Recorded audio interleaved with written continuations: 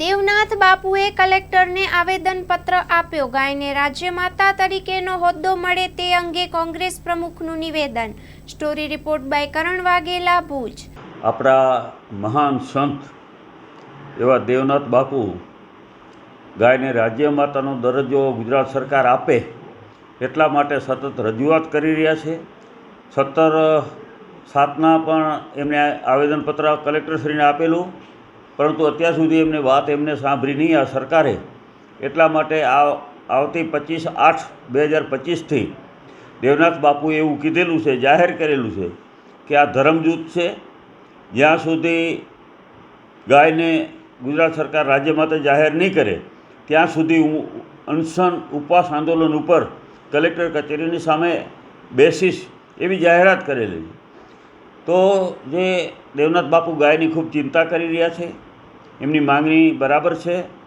અમારા સાંસદ બનાસકાંઠાના બેન ગેનીબેને પણ સંસદ સભામાં ગાય માતાને રાષ્ટ્ર માતા તરીકે જાહેર કરવું જોઈએ એવી રજૂઆતો કરેલી છે, પરંતુ આ સરકારે અત્યાર સુધી આવું કાંઈ કર્યું નથી.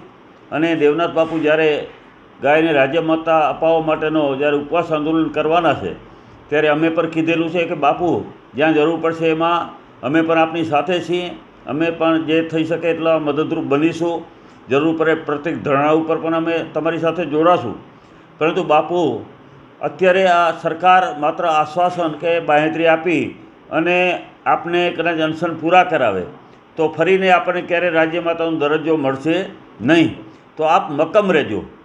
જે આપણે આપણામાં કહેવત કીધેલું છે, રઘુકુર રીત સદા ચલી આવી, પ્રાણ જાય પણ વચન ન જાય.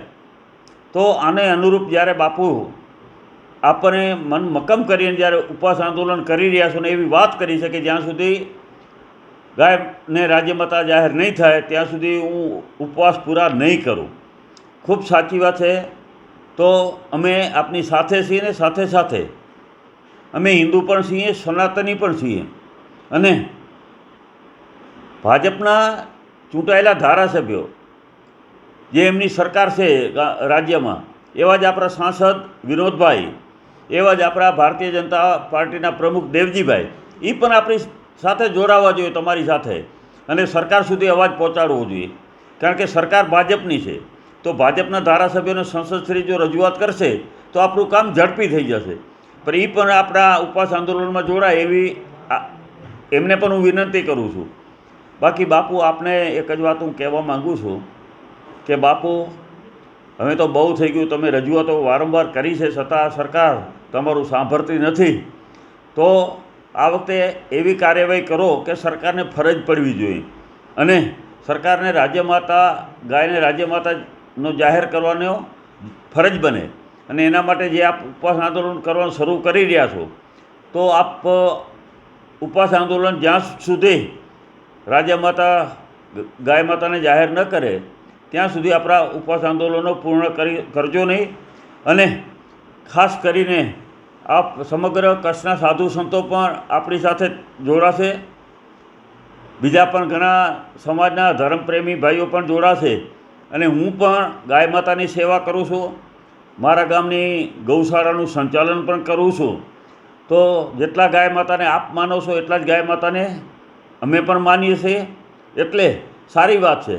આપણી વાત એકદમ વ્યાજબી છે. સનાતની લોકો માટે પણ જે આપ સતત મહેનત કરી રહ્યા છો, ધર્મને બચાવવા માટેની મહેનત કરી રહ્યા છો, ત્યારે અમે આપ મક્કમ રહેજો એટલી જ અમે પ્રાર્થના કરી છે. કારણ કે ભૂતકાળમાં એવું ઘણી વખત બન્યું છે બાપુ કે આપ આવી વાતો સરકાર સામે ઘણી વખત કરી છે, પણ ક્યાંક ને ક્યાંક પછી એમાં તમે નરમ પડી જાઓ છો અથવા તો બેસી જાઓ છો. એવું આ વખતે ન કરજો, કારણ કે આપના ઉપર ખૂબ લોકોને, સનાતની લોકોને આપના ઉપર આસ્થા છે, આપના ઉપર વિશ્વાસ છે. તો આ સનાતનીને લોકોનો આસ્થા અને વિશ્વાસ ન તોડજો એવી આપની પાસે અમે અપેક્ષા રાખીએ છીએ. ફરીને આપ બાપુ જે ગાય માતા માટે લડાઈ લડી રહ્યા છો એમાં અમે પૂરેપૂરા આપણી સાથે છીએ. અને ગાય માતાને રાજ્યમાતાનો દરજ્જો નહીં પણ રાષ્ટ્રીય માતાનો દરજ્જો મળે એવા પણ આપણે સૌ પ્રયાસો કરીશું. તો આપ જે કરી રહ્યા છો એ ખરેખર સારું કરી રહ્યા છો. અને 25 તારીખથી કદાચ આપને બાપુ ઘણી બધી વાતો સમજાવવાવાળા પણ આવશે, અનશન હટાવી લ્યો એવા પ્રયાસો પણ થશે, કારણ કે આ ભાજપની સરકારની નીતિ છે કે કોઈ પર આવા આંદોલનો થાય તો એ આંદોલનો સફળ ન થવા જોઈએ. પણ બાપુ મને પૂરેપૂરો વિશ્વાસ ને ભરોસો છે કે આ આંદોલન સફળ થઈને જ રહેશે, ગાય માતાને રાજ્ય માતાનો દરજ્જો મળીને જ રહેશે એવું મને ચોક્કસ લાગી રહ્યું છે. આપ જે કરી રહ્યા છો ખૂબ આપ ધન્યવાદને પાત્ર છો અને અમે બધા પણ આપને ખૂબ વંદન કરીએ છીએ. બસ આટલી વાત કહી આપ સૌને મારા વંદન. જય ગૌ માતા, જય ગૌ માતા.